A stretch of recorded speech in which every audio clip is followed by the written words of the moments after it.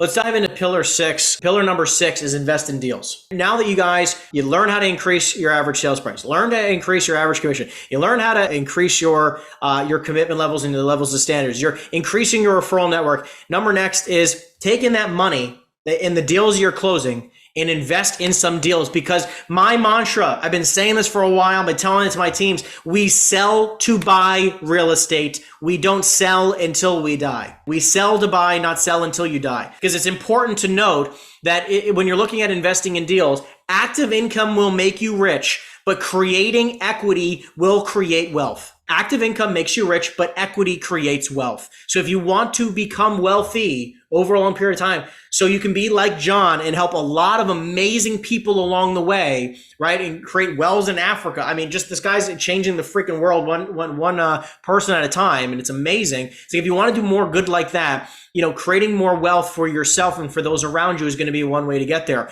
And it's talking about how to, and we're going to be talking about this with my dear friend in just a second. So we're going to introduce him in a moment.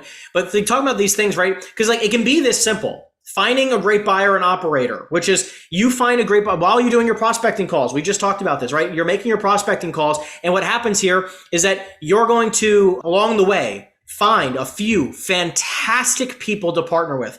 I told you about the guy that I cold called who ended up, making me $500,000 over the next 24 months. That was an investor who I've invested a lot of money with, who I'm now an LP, right? A limited partner in some of his deals. So I found a way to partner with him. Number two is along the way of you're finding those great buyers, you're going to hopefully come across some great deals. We talked about prospecting. We talked about how to find the lead list, what to prospect. You're going to come across some good deals. And instead of making a 2%, 3%, 5%, or 6% commission, roll in some of that commission into the deal. So instead of taking 100 grand, make 25 and take the 75 and throw it in, right? Or whatever percentage you want to. And when you're doing this, think long-term, because these long-term investments are going to be the reason why you're able to retire, and your competition is going to be part of the latter group, which has to sell real estate until the day they die.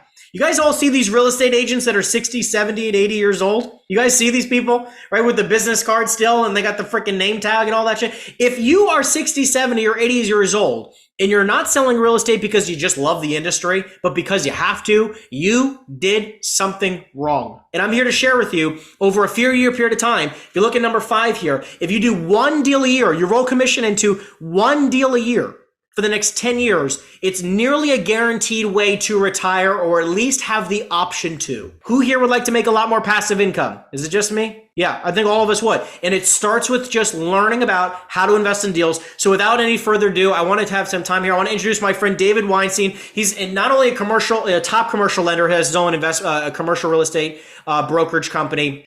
He's also an investor and a dear friend. We own a lot of real estate together. David, thank you for coming on here, my friend. If you can come off mute, I'd really appreciate it so I can find your beautiful face here. Give me 1 second. I'm right here, Henry. Thank you. All right. Thank you so much for having me. It's really of course. Great group. And thank you, John, who I got to, I merited to see a little bit of the end of your presentation. Really blew me out of the water. So thank you. Fantastic, guy. So what I want to talk about today, David, we have a bunch of fantastic residential commercial agents on the group here who are all looking to invest in more real estate, either their first deal or their next deal. So let's talk about how do we invest into some more deals together. Let's do some fundamental work. We'll talk about the fundamentals, and then obviously we can talk about interest rates, where they're going, and what you see for the future. Yeah, sure, absolutely. So as Henry said, we're partners.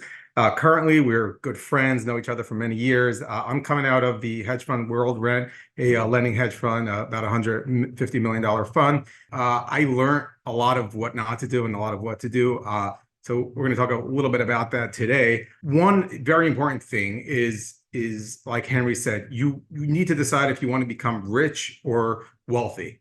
And real estate is a slow game. It really is. And anyone who tells you that they're, buying real estate and becoming, getting crazy cash flow is probably lying, or they're, buying it fantastically well. The people that I've seen make a lot of money in this business were the people who bought and held and slow and steady. And it took 20 years, but they ended up with a net worth in the hundreds of millions of dollars, starting from very little. So we can look at certain fundamentals of what you should be looking at. Definitely, if you're not a experienced real estate and you're just kind of dipping your toes into the water, you probably want to be looking at coming in as an LP.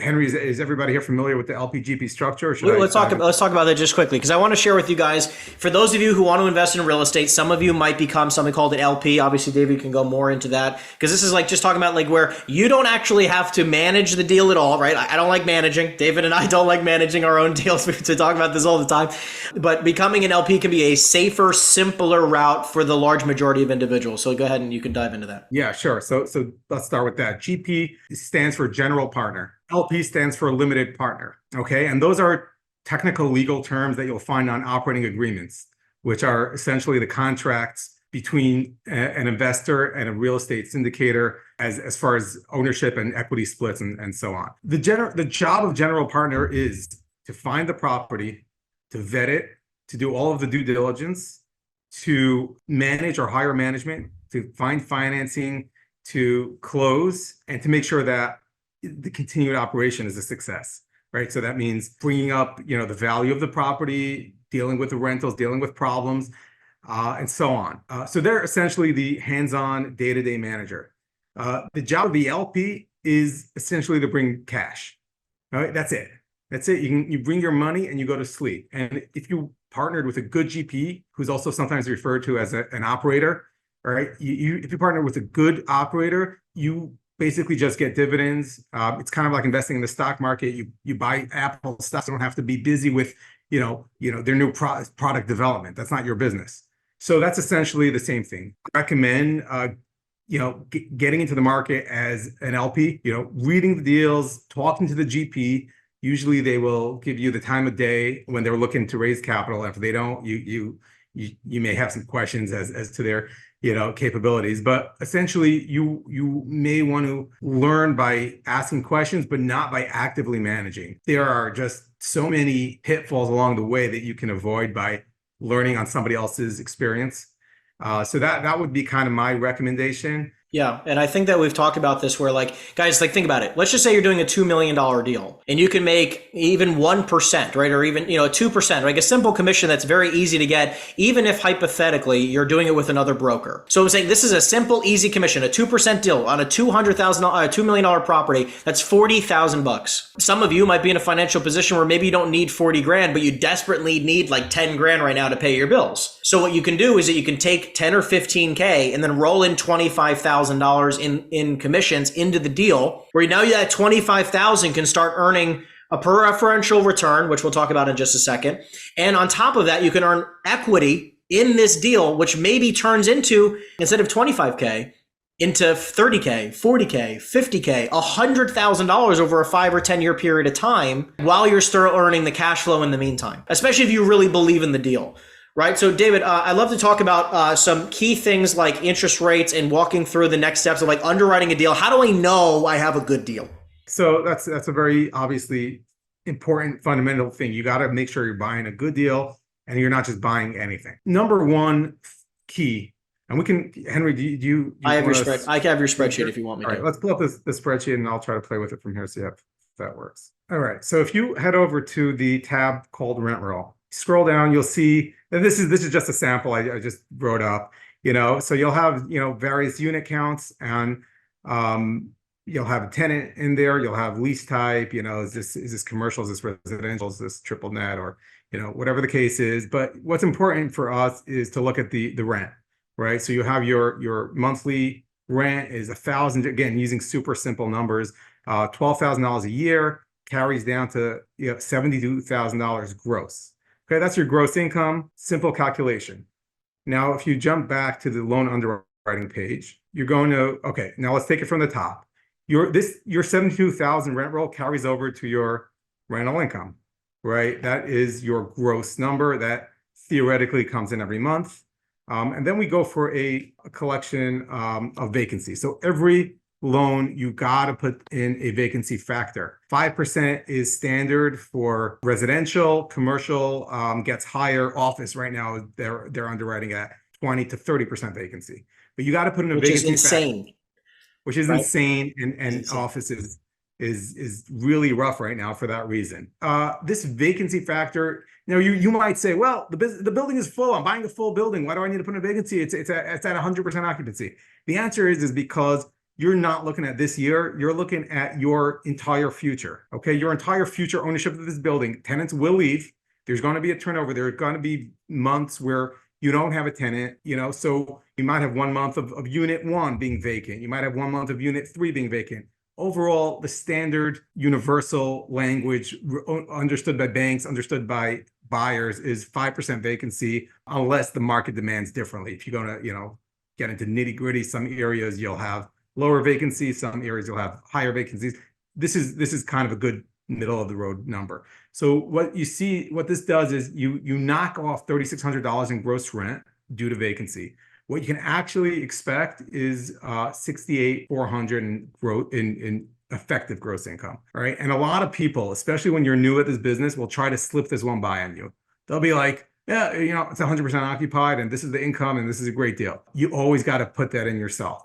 Vacancy is very important. Here you've got some expenses, you got taxes, you got insurance, you got water, sewer, electric repairs, maintenance, management. Also, always got to be at 5% and so on. This will tally up your total expenses, and this will subtract your expenses from your gross income. I see somebody asking if you can get a copy. Absolutely. This is a great resource, and you can plug in, all of your deals. All right. So what you have here in E34 is your NOI. All right. You might be familiar with that term, net operating income, a very important number. And this number is the most important number you're going to look at when you buy real estate. What does it actually return to you net of expenses? All right. And notice this does not include any debt coverage, right? There's no mortgage payments here. And the reason for that is when real estate investors look at a deal, you look at it, it's true fundamental income to expense ratio. All right. So this is a commonly used number. You talk to anyone in the business. First question is, what's the NOI? Right? Give me the NOI, give me the income and expenses, NOI. Let's see how this carries down, just a little bit of underwriting. Let's jump to cap rate. All right. Cap rate is anyone here familiar with cap rates? Yeah. All right. All realtors, are you familiar with this? Cap rates vary by region, and this cap rate will determine the value of the property, not the other way around. People in the business will often, sell a building based on cap, right? They'll say, oh, I'm selling it at a 6 cap, at a 4 cap, at an 8 cap. They won't say I'm selling it for $10 million or 883. And that is because this is the fundamental factor of any real estate deal, is what does the building produce? And back in the day, prior to COVID, and probably in 2016, we were seeing deals all day at eight caps. 8 caps were your standard number. Things got very expensive onwards in 2018, 2019, 2020. Through COVID, deals were trading at 4 caps, 3 caps. If you change the number here, just look at what happens. I'm going to change the cap rate from a 6 to a 5, and look what happens to the value. All right. So it just went up over $1 million. It was 800 and something and change, right? So 1% change in cap rate will change your value tremendously. You got to know what your cap rate is. The higher the cap rate, the lower the price, and that's better for you as a buyer. You want a fundamental return on your money. That means a return not including any debt, any financing, any interest rates. You just want to know, what is this building returning if you bought it all cash?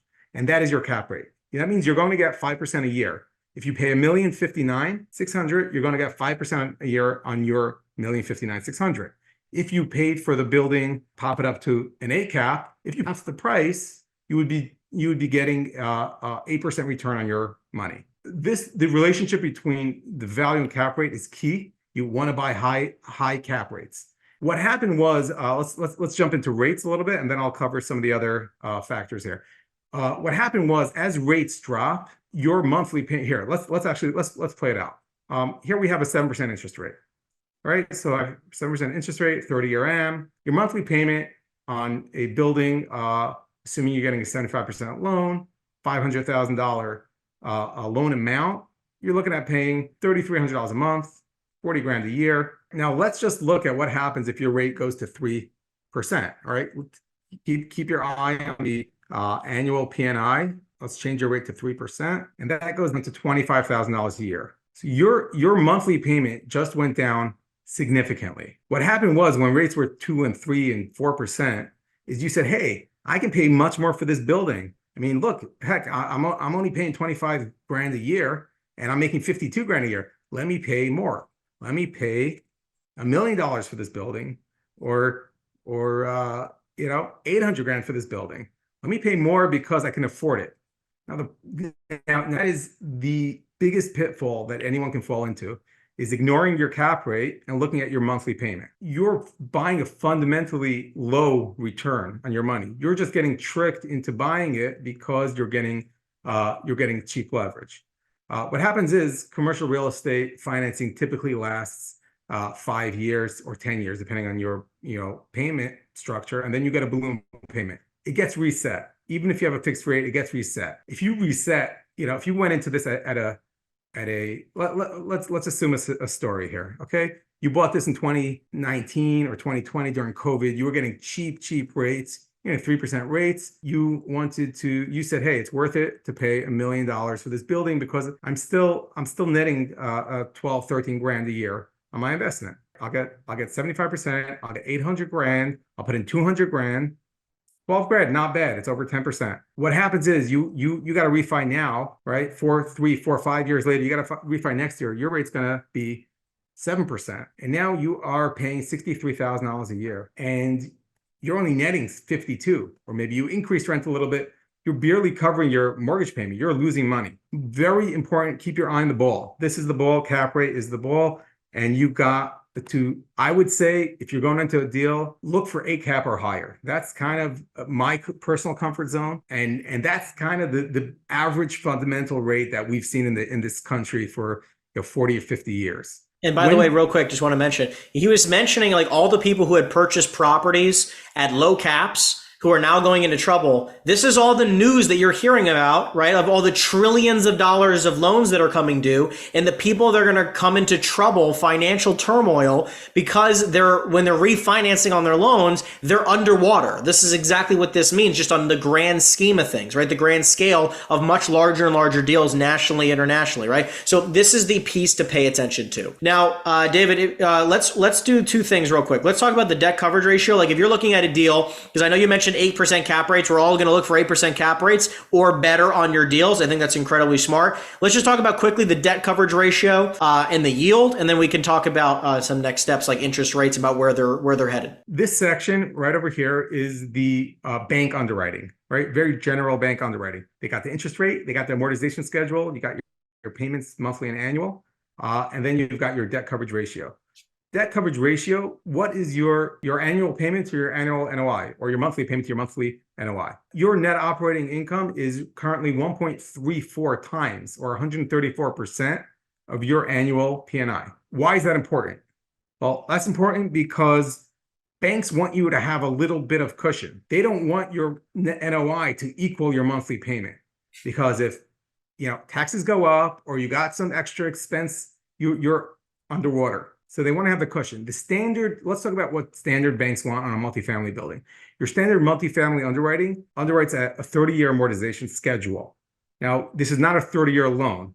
This is not a residential 30-year loan. This is the principal payment schedule. However, most commercial banks will require you to have a 5-year or max 10-year loan, which means that you're paying down on a 30-year schedule. You hit year 5, you've only paid down 5 out of 30 years, essentially, of your principal. And now you got to refi or sell in order to pay back the entire remaining principal balance of, in this case, almost, it'll be in 5 years, let's say 400 grand, right? So you got to refi or pay that back. So this is the amortization schedule. The ratio from rate to amortization schedule, we'll play around with it, and that will tell you what your debt coverage is. So your standard multifamily debt coverage is between 1.2 to 1.3%, which means the bank is willing to give you, assuming other factors are correct, like loan to value, they're willing to give you enough money so that your ratio, your debt coverage ratio is about 1.25 to 1.3. even 1.2 to 1.3. So essentially, the bank will look at loan to value. They'll cap it at typically 75 to 80%, and they'll look at debt coverage ratio, which they'll cap at about, they'll limit it to about 1.2 to 1.25. Now, if you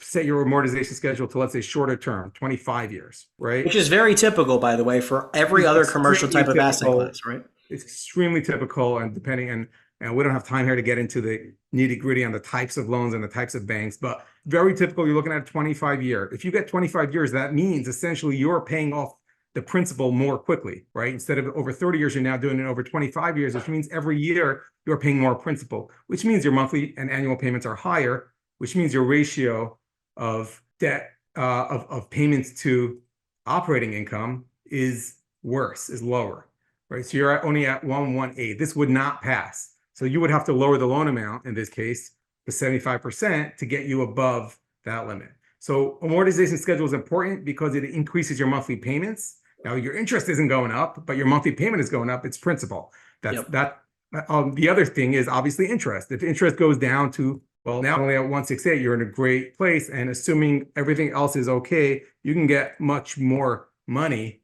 and you're still good. So that's how this kind of, the banks look at this, and rate and amortization schedule will highly affect your ability to get financing. So what I want to do really quickly, I'm just going to move my screen over so I can see all of everyone here. So what I want to share with you guys really fast is the following, that what David just shared with you is benchmarks. Okay. It does not mean that you squeak in to barely make it over, right? You want to find something that substantially exceeds the benchmarks. An 8 cap is a benchmark. A 1.25% debt coverage ratio is a benchmark.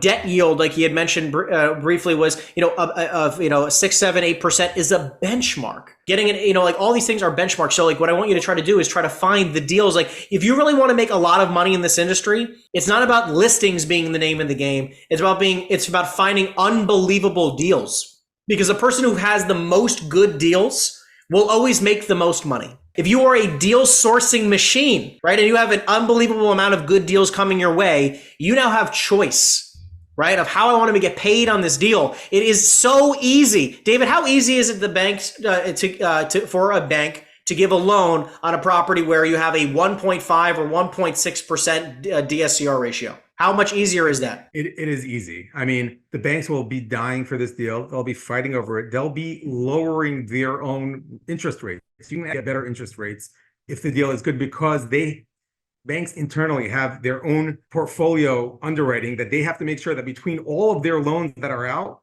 there's a certain ratio being averaged. So if they've done loans that are now, not great, a little bit underwater because they maybe did that in 2020, 2021 at 3%, and they know the property is not even producing enough, they will be dying because of regulators' requirements. They will be dying to get your loan in, even if they're not making any money on your loan. That's because they're able to sustain other loans based on you. So it's super attractive to banks. And like Henry said, these are benchmark bottom line numbers. When me and Henry buy real estate, we're looking for higher numbers than that. You guys should also be looking for better numbers, but that's just kind of like where to start. We're going to talk a little bit about rates. David, I'll let you take over. What are we looking at here, and how can people be paying attention to this? All right. So you guys probably hear in the news, and Treasury and rates, and that's super front and center right now. But how does this affect mortgages, and how does this affect loans? It's very simple. The 5-year Treasury is government bonds. They are considered, 100% secure assets. Government will not default on their loan obligations. So this is the benchmark for anyone who's investing in an asset, a fixed income asset, right? You're not going to invest at a lower number of government bonds. It's got to be higher. So this is where the kind of bottom line of lending starts and goes upwards. If today the 5-year Treasury is at 4.3, your typical lender is going to add 200 bips or 2 points, 2 to 3 points on top of this rate to make it attractive to their investors. So you're looking at rates today roughly between 6.3 and 7.3%. That's kind of your simple way to understand where the rates are without calling, a mortgage broker every time. You look at the Treasury at 2 to 3%, and that's kind of where commercial rates are at. Now, is this high or low? Is a tricky question, because right now, I mean, it's pretty darn high. If you look at this chart back in November and October, it was almost a full point higher. However, if you look at a longer history, I mean, Henry just switched up 5 years, so you're looking at to 2019 or so, and we are, it looks really bad. I mean, come on, we were in the mid twos and ones and almost zero during 2020 to 2021. We were like 0.2 on the Treasury, which means rates were 1 to 2 to 3% higher. So you were at 3.5. But caveat here is look back further. Let's get an all-time history here. All right, suddenly you're looking back over a longer time period. This is actually we're kind of average. Look at the 90s, 80s, 90s, and 2000s. I mean, rates were high. I mean, the Treasury was paying 8.3%. You can get zero risk, 100% 8% money from the government. I mean, forget about buying a property at a cap. You would have been buying property at a 15 or 20 cap to offset that risk. I mean, if you want to make 8%, just buy Treasury bonds.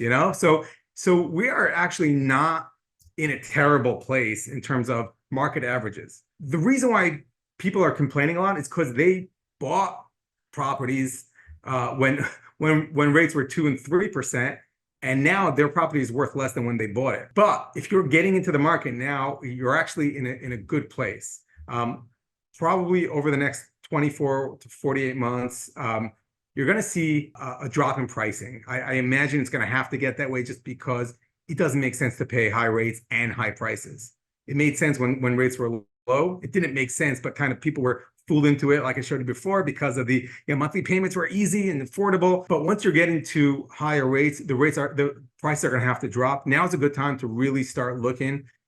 Don't be afraid of rates. They say date the rate, marry the property. Rates change. If you have your fundamentals well, if it's an 8 cap, remember, cap rates do not take into account debt at all for this reason. You don't want to care about debt when you look at a property. You want to see, does this fundamentally make sense?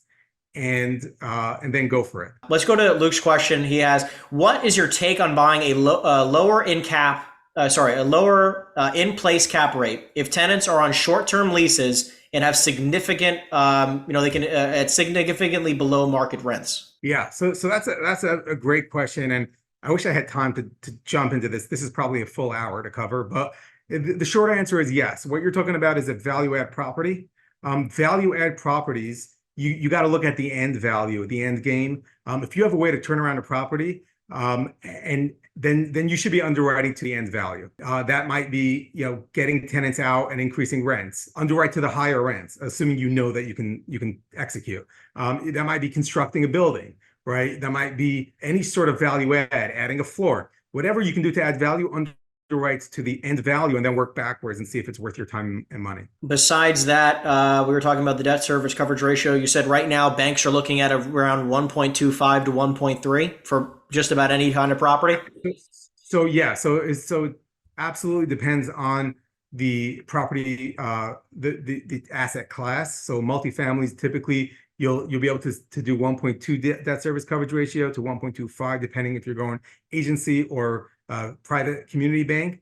Also depending on the cap rate. Like I said before, if you're buying a great deal, the banks will be willing to negotiate. And I've seen this multiple times. On a good deal, the banks will give you a better offer, including allowing you to have a lower debt service coverage ratio. So that's one thing. On retail assets or office assets, you're going to need a much higher debt coverage ratio. I've seen banks require on kind of riskier asset classes up to 1.7, 1.8. Rooming houses need higher ratios, and other sort of asset classes can need in the 1.3 to 1.5 range. Well, listen, guys, David, let's give David a round of applause or some love in the chat. Thank you so much, David. We appreciate you. I'm not just saying this because we're dear friends, but you are one of the best commercial lenders in the industry, one of the most experienced I've ever worked with.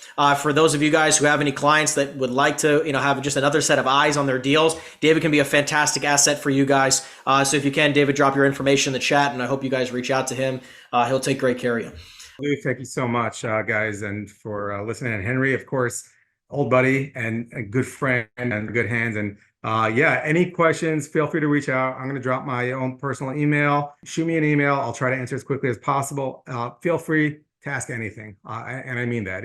Don't, there's no deal too stupid. We work with large deals here, but we also work with small deals. And you do finance you do finance nationally, correct? We work nationally, yes.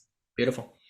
Awesome. Well, thank you guys. Thank you, David, for being on. Cool. Let's dive right back into the training.